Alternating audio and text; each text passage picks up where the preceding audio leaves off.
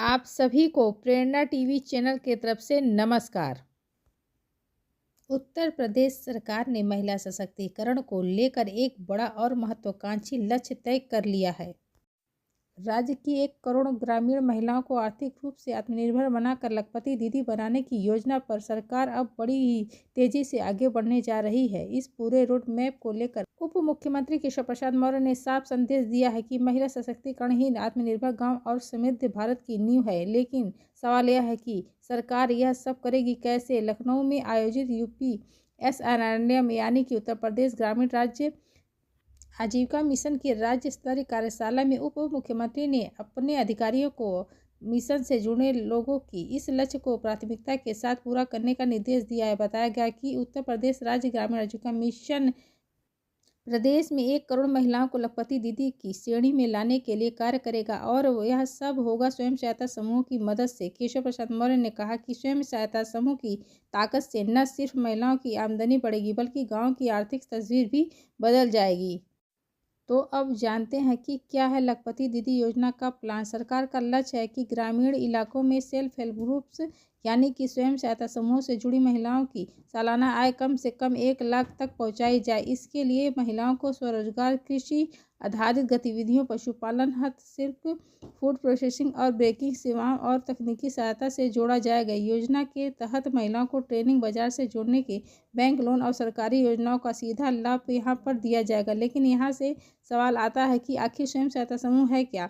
बता दें कि स्वयं सहायता समूह यानी कि सेल्फ हेल्प ग्रुप ग्रामीण और शहरी इलाकों में रहने वाली लोगों की महिलाओं का एक छोटा सा संगठित समूह होता है जो आपस में मिलकर बचत करता है, जरूरत पड़ने पर एक दूसरे के या कर्ज लेता है और मिलकर आजीविका से जुड़े काम करता है। स्वयं सहायता समूह आमतौर पर 10 से 20 सदस्यों का ही होता है। यह सदस्य हर महीने थोड़ी थोड़ी रकम जमा करते हैं। इस जमा पैसे से समूह के सदस्य जरूरत से समय छोटा लोन ले सकते हैं, जैसे खेती, पशुपालन, दुकान खोलने के लिए, सिलाई कढ़ाई या किसी भी छोटे कारोबार के लिए। स्वयं सहायता समूह आखिर जरूरी क्यों है। महिलाओं की आर्थिक रूप से आत्मनिर्भर बनाते हैं।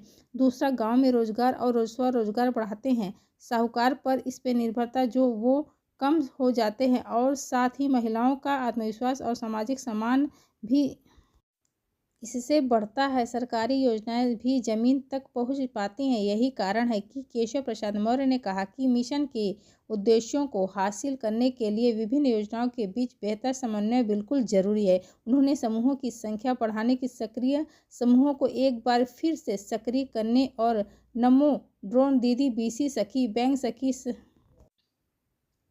और विद्युत सखी जैसी पहलों पर को और भी मजबूत करने के निर्देश दिए गए हैं। उनका कहना है कि जब महिलाएं आर्थिक रूप से मजबूत होंगी तभी गांव आत्मनिर्भर बनेंगे। कार्यशाला के दौरान महिला समूहों को 400 करोड़ के बैंक क्रेडिट लिंकेज से प्रतीकात्मक चेक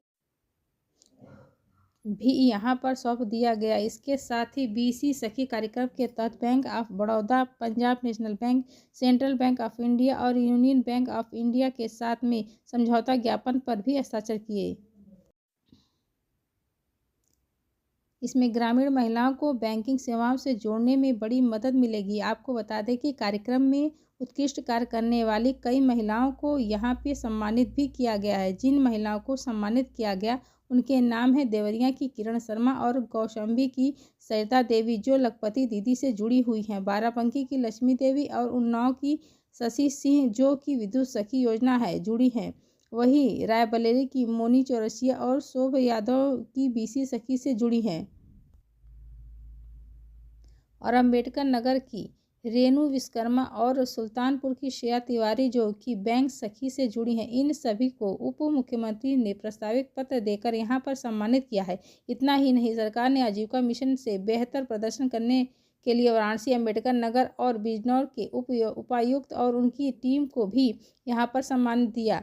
इसके साथ ही कैडर मानदेय पोर्टल्स का यहाँ पे शुभारंभ भी किया गया है, जिससे कि जमीनी स्तर पर काम करने वाले कैडर को समय पर मानदेय मिल सके। केशव प्रसाद मौर्य ने कहा कि लखपति दीदी अभियान सिर्फ एक योजना नहीं है बल्कि गांव-गांव समृद्धि पहुंचाने का एक माध्यम है। इससे महिलाओं को सम्मान, रोजगार और आर्थिक सुरक्षा मिलेगी और उत्तर प्रदेश महिला सशक्तिकरण के मामले में देश के लिए एक मॉडल बनेगा। कुल मिलाकर यहाँ पर सरकार का प्लान बिल्कुल साफ है। महिला सशक्तिकरण के जरिए आत्मनिर्भर उत्तर प्रदेश और विकसित भारत की नींव को मजबूत करना है। बाकी आप इस प्लान को कैसे देखते हैं, कमेंट सेक्शन में हमें ज़रूर बताइएगा। तो चलिए आज के वीडियो में बस इतना ही। अगर आपको हमारा यह वीडियो पसंद है तो प्लीज़ लाइक, सब्सक्राइब, शेयर करना ना भूलें प्रेरणा टीवी चैनल को।